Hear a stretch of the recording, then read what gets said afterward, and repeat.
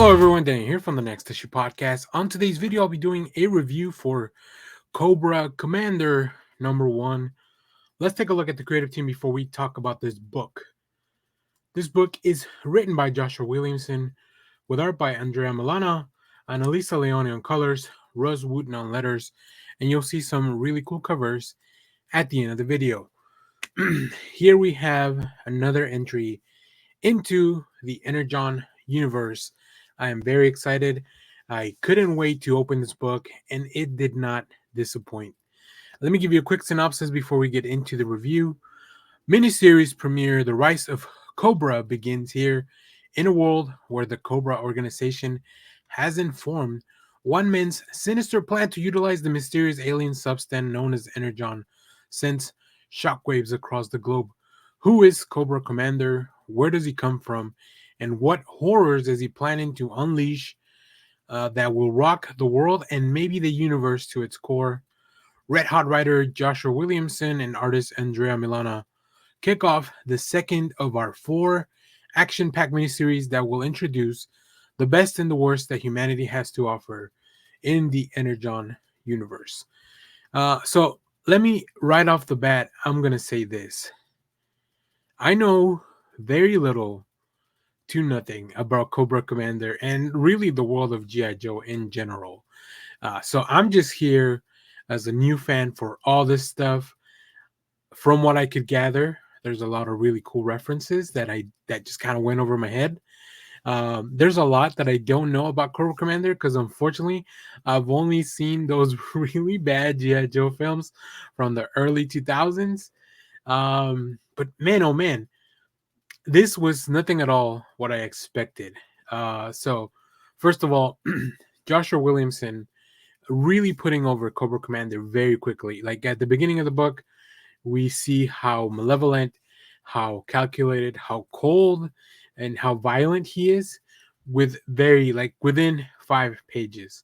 Now, the preview pages that I grabbed are from the Omnibus app. So if I recommend you check that out. If you ever want to check out a book from an indie company mainly, go check out on the Omnibus app. They have really good previews. Like they give you a couple of extra pages from what I've seen in other digital services. And this is not an ad. This isn't sponsored. But yeah. So let's get into it. We'll kind of talk as we go because I'm also not very familiar with the art team, specifically Andrea Milana. So like seeing their work just very quickly, we got a few establishing shots at a bar where we know nothing's gonna, nothing good ever happens at a bar in the middle of nowhere, especially a bar called No Man's Land. I do love that from the beginning when we got the creak of the opening of the door, like the sound effects and the lettering are already cluing us in that this is going to be something pretty messed up. Whatever happens next, I really like the design of Cobra Commander here as he kind of goes undercover and just very subtle, like, very subtle violence. I like that he has of course, his different speech cadence. This guy even points out like what's up with the lisp. But of course, all that stuff will be clued in a little bit later. Even the design of the car, like it's kind of like a snowmobile. It's pretty cool. So yeah, all that stuff like very, very quickly, very efficiently, the team giving you all the little hints that this guy is trouble. And then the subtleness goes away and we just get right into it. Great sound effects, great splash, like just amazing coloring. Like Annalisa Leone just doing a bang up job with the coloring, like the color of the blood, the color of against the snow, and then leaving a little cobra imprint, if you will. The expressions on the patrons' faces here at the bar, just everything works. Everything works to like really put Cobra Commander over as like, oh shit, this is a bad guy. And then we get into the really weird stuff where we go back to his origins. And like I said, I don't know anything about Cobra Commander. I don't know what Cobra La Land is. I don't know where he comes from. I don't know what his objective is. This book definitely fills you in and all that. And I just love how different the environment is here in this other world. Like whatever this place is, whether it's like inside of the earth. I need to go back and read this again to make sure that I didn't miss anything. And you guys, please, please, please let me know down in the comments what the hell's up with Cobra Commander. I specifically didn't want to go looking on the internet because I wanted to kind of keep everything the surprise. But like this land where he comes from, this empire, this like Cobra land or whatever it's called, man, really, really took me by surprise. It is incredible. It is so much like it is so much fun. I thought the Duke book was fun. This book is fun. It's graphic, it's violent, and it really has a lot of surprises. There's even a bigger surprise that will just increase. I won't even go into that because that's the biggest spoiler. It's the biggest surprise and the big connection to the Energon universe. So yeah, I mean, everything worked for me in this debut. Just fantastic. No notes. And I can't wait for the next issue. Like every book in the Energon universe has been amazing. Like I would be surprised if Transformers, Duke, Cobra Commander, like if all this stuff doesn't end up somewhere on my like top list of 2023, because it's so much fun to explore a new universe. And the people over at Skybound, Joshua Williamson, uh, Daniel Warren Johnson, they're just doing such a cool job with the books. I need to get caught up on Void Rivals. I know that book is excellent as well. But I feel like that one's a little bit more disconnected than these. So definitely I had not been prioritizing it, but I hear very good things as well. So if you have read this book, let me know what you thought about it down in the comments. Tell me what the hell's up with Cobra Commander without going into too much spoilers, because holy shit, have I got a lot of questions. I'm sure we'll talk about it on the live stream, because all the guys got the preview copy that we received from Image and Skybound. So I'm very excited to dive into this. So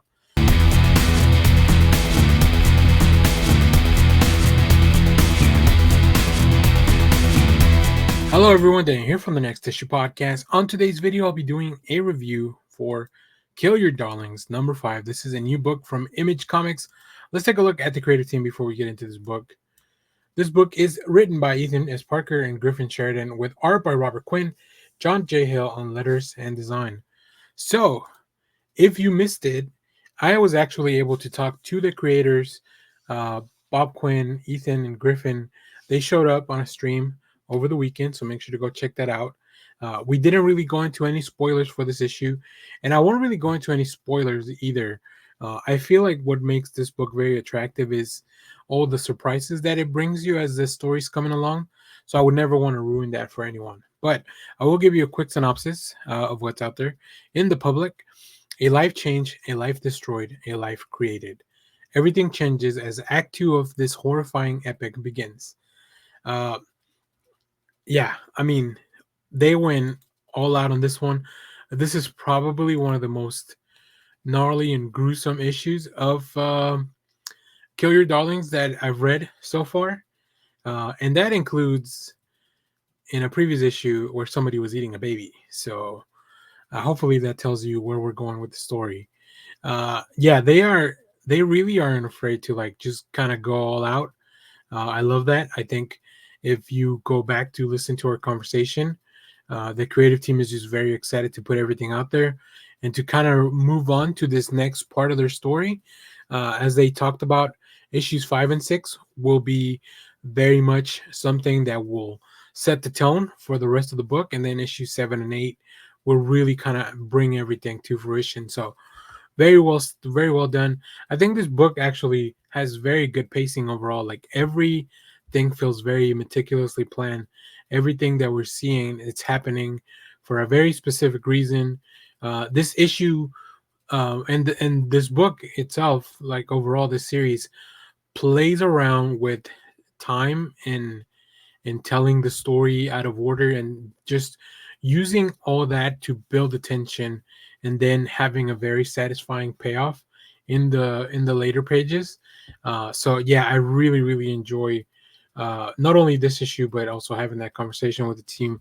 So very excited to see what you people think of this. But let me bring up some of the art, because Bob Quinn is just going all out, leaving no ink on his desk. He's putting it all out there in these pages. And I know Bob works digitally, so but that's you understand where I'm going. And as I mentioned, this is pretty gnarly and gruesome, like just from the get go.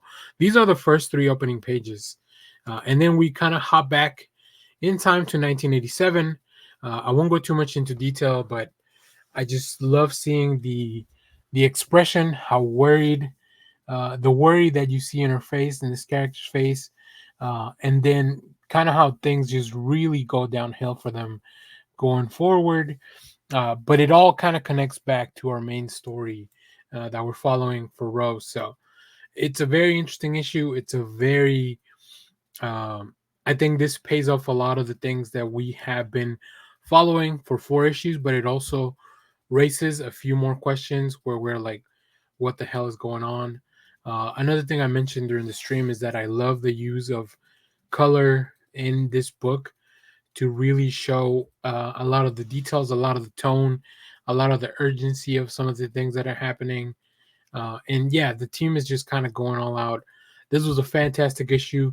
Um, maybe my favorite issue so far. Like, there's really just so much. I feel like number 6 is gonna be the one that really takes it over the top. So we'll see. I haven't read it, but I'm very excited to in the next few weeks. So if you haven't checked out our interview, I'll link it here in this video, so you can go check out our full conversation, and go check out all the stuff that they're doing over there at KLCpress. As always, there's a really cool variant cover by Ryan Stegman, which I love collecting those. So if you have read this, let me know what you thought about it down in the comments. As always, thank you for watching, everyone. Remember to share, like, subscribe, hit the bell so you know when we go live. That is most Saturdays, 10 a.m. Central Standard Time. Stay tuned. We have more comic reviews, trailer reactions, TV recaps, all that fun stuff here in the channel. Thanks for watching, everyone. Bye-bye.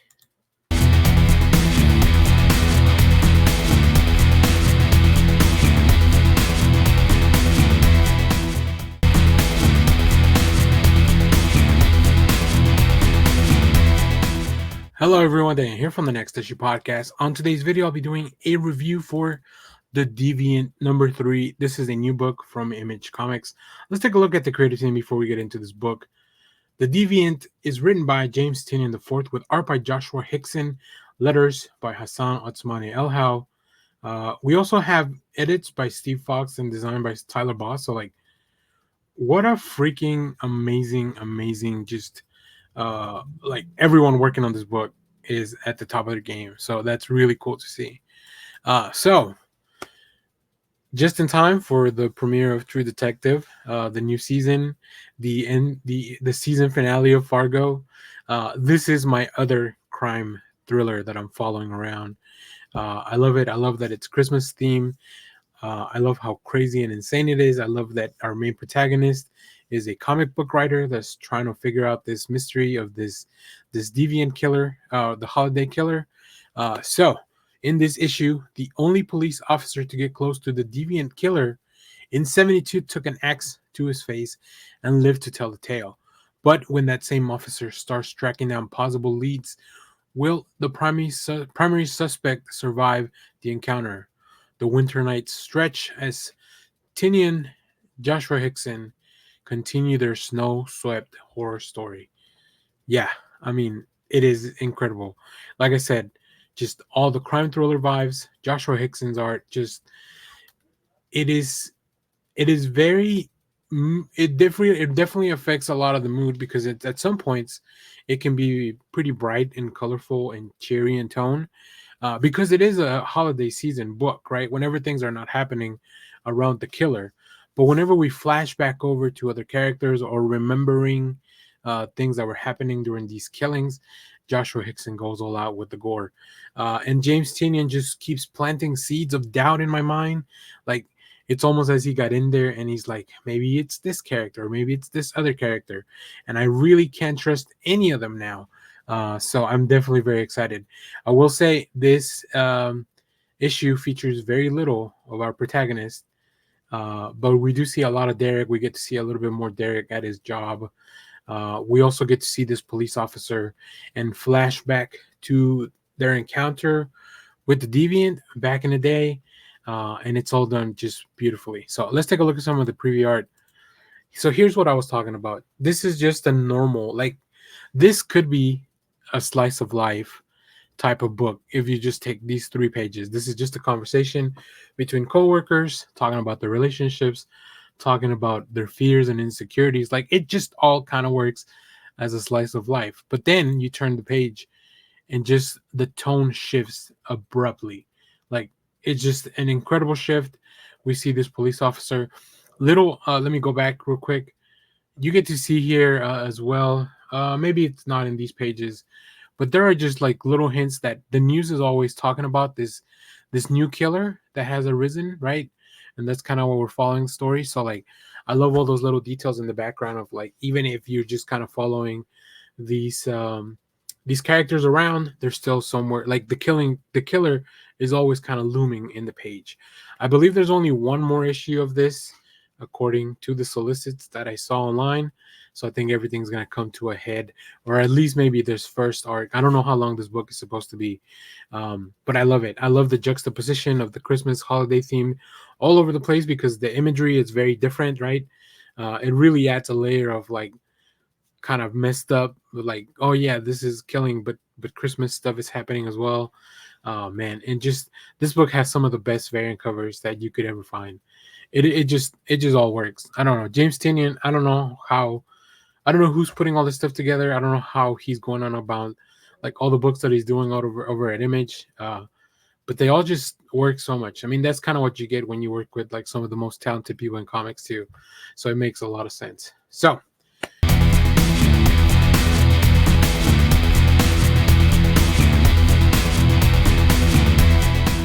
hello, everyone. Daniel here from the Next Issue Podcast. On today's video, I'm going to be talking about a story within the Judge Dredd magazine. It's called HookJaw. So let's talk about what the hell's going on, because this is all new to me as well. So let's talk about the story first of all. Let's talk about the creative team here. We have a script by Simon Spurrier with art by Connor Boyle, colors by Julia Brusco, letters by Rob Steen. This is the story, Hookjaw. Now, where is this story? Where can you read it? How can you read it? So, 2000 AD, which is a publisher and, of course, a comics magazine, they put out what it's called the Judge Dredd magazine, and it took me a little bit of research to figure out what I wanted to like. I was actually looking for a different story in this anthology magazine to talk about, but I read this one and it really caught my eye. Of course, if Cy Spurrier being on the book helps, because I'm a big fan of his work. So yeah, in Judge Dredd magazine 464, you'll find all of these stories, including 5 new stories, which one of them is Hookjaw. I was actually looking for Harrower Squad, so I'll definitely talk about that later on in the week. But the story caught my eye because it's about a shark, and I love shark stories. Of course, you also see pirates, but not like old school pirates, more like modern day pirates. The story does take place near Somalia, so like we know that's pirate territory. But it really drew me in as I went into the first few pages, because I think the shark has dialogue in this book, which is crazy. Like, not that the shark is talking to people, but just that we get to see the shark. Let me show you what I'm talking about. Like, these letters, which, first of all, fantastic job by the letter. Like, this is the shark talking, I think, about how it's feeling. We see somebody adrift in the ocean, and like, the shark is just out there trying to get some food, trying to get some. But even then, the shark recognizes this is the wrong flesh. This feels familiar, though it is poor nourishment, but nourishment enough. I love that dialogue. It is crazy how it just kind of burned into my head. And of course, combined with just that really dark imagery. Like I said, I'm a big fan of shark stories. I love Jaws, and I love the bad movies too, like the Megalodon stuff. And just I'll check out any shark film, really. I find them very cool, also very scary. So yeah, this really works. Now, going back to the art, it fits the story so well. I love it. We see some researchers, and they are tagging sharks. chumming the water. I love this big page, and especially because it's the magazine format. Now, I don't know the exact dimensions because I only got the digital subscription, but I imagine that this is a little bit wider than your regular comic book page, but I'm not sure. There's still a lot I have to learn about 2000 AD and all that. But yeah, like this is really really fantastic art. As I mentioned, the story develops. There's some really fun dialogue too. Like I love that the scientists they just care about the science part of it. Even when the pirates are there, of course things escalate as we have. Um, Maybe I'll say somebody shows up or a group of people show up that maybe they were not expecting to show up. So things kind of escalate from there. But yeah, it's a very interesting story. I don't know how long it's going to be, but I'm going to stick around with this Dread magazine subscription. This one is half the price of the 2000 AD anthology. So I think I'm going to start here because one of the things that attracts me the most about 2000 AD is the Dread. I like Judge Dredd as a character. I think it's a you can have a lot of really fun stories. But I love that there's other there's other little anthologies a lot of little stories in this anthology magazine. So as I mentioned, I'll probably be talking about Harrower Squad as well, which is the I saw a tweet from 2000 AD talking about this. The design of the characters looked cool, and it just kind of drew me in. But I read this one first, so I put out a video for this one first. But we'll talk about the other one later on as well. So if you're a fan of Judge Dredd magazine or 2000 AD anthology, like let me know down in the comments. What else should I be checking out? I'm really kind of just going off of the creators that I know at the right now. And like I said, Cy Sperry we like quickly jumped out. This is the second Cy Sperry book I'm reading this week. We also read the new Hellblazer in the US. So very excited to kind of keep on this journey. I don't know how often this magazine comes out. So yeah, we'll do the next episode or the next issue of this story whenever we get around to it. So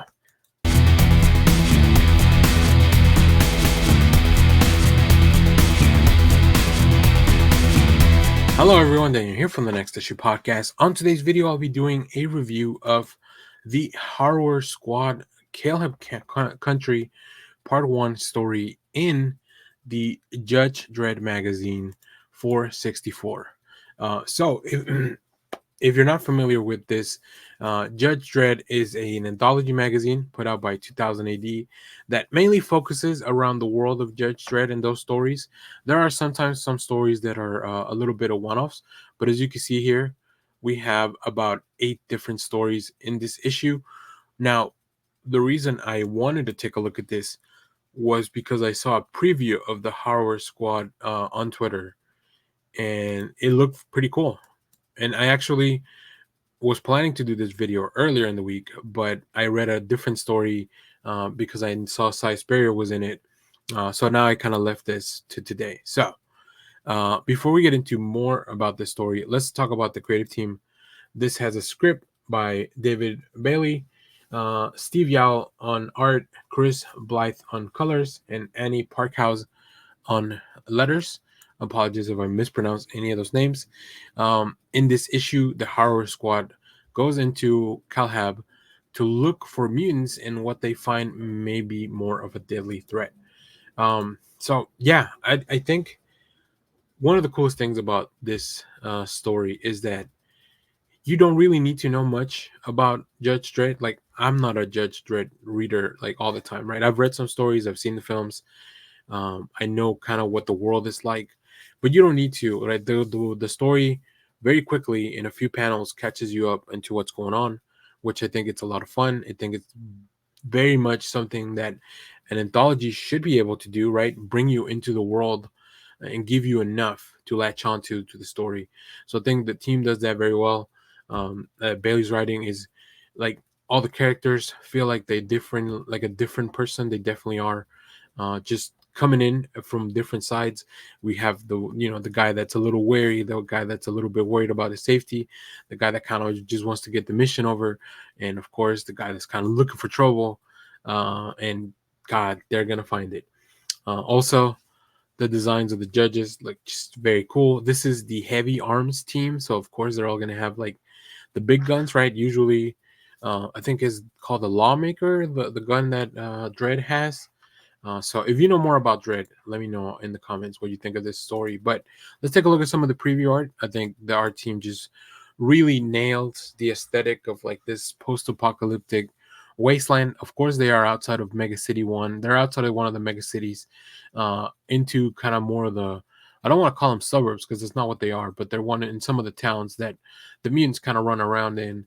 And I like the exploration of like they even talk about mutant culture, like uh, how there's a lot of prejudice against the mutants. But I think if you dig down deeper a little bit, you will know that the mutants are also kind of just trying to get by.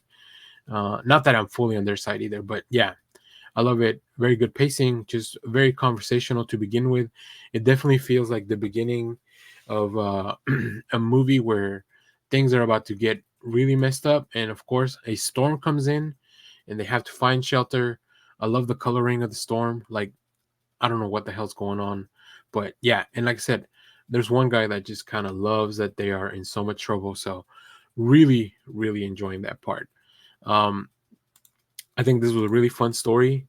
I'm gonna keep checking out these anthologies. I really like uh, to explore more about this world of Dread. And like I said, the designs of the judges are super cool.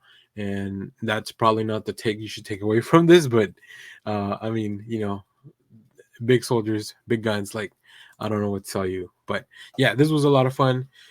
This is the first time I'm subscribed to the Judge Dredd magazine, so I'll definitely keep it for at least the stories that I'm currently reading, and I'll let you guys know more about that. It's pretty. The digital subscription is pretty affordable. It's about $5. The 2000 AD anthology has even more stories. That one I believe is about $8 to $9 for the digital. Now I don't know. Somebody asked me in one of the comments like how they can get this physically. I believe you can sign up, but shipping from the UK can get a little pricey. So maybe this might be something that if you talk to your local shop, maybe they can get those for you from through the distributors. Um, I would recommend that going in that avenue if you really want to dig into the world of 2000 AD and Judge Dredd and all that stuff that's coming out of the UK. So if you have read this story or any of the stories in 2000 AD or Judge Dredd magazine for this week, let me know down in the comments. I guess I also don't know the cadence of the releases. I assume they're weekly, but I don't know. But yeah, thanks for watching, everyone. Remember to share, like, subscribe. We have more comic reviews, so stay tuned for that. We also have movie reviews, trailer reactions, TV recaps, live streams, 10 a.m. Central Standard Time most Saturday mornings. So hit the bell so you know when we go live. And as always, I am the law. Bye-bye.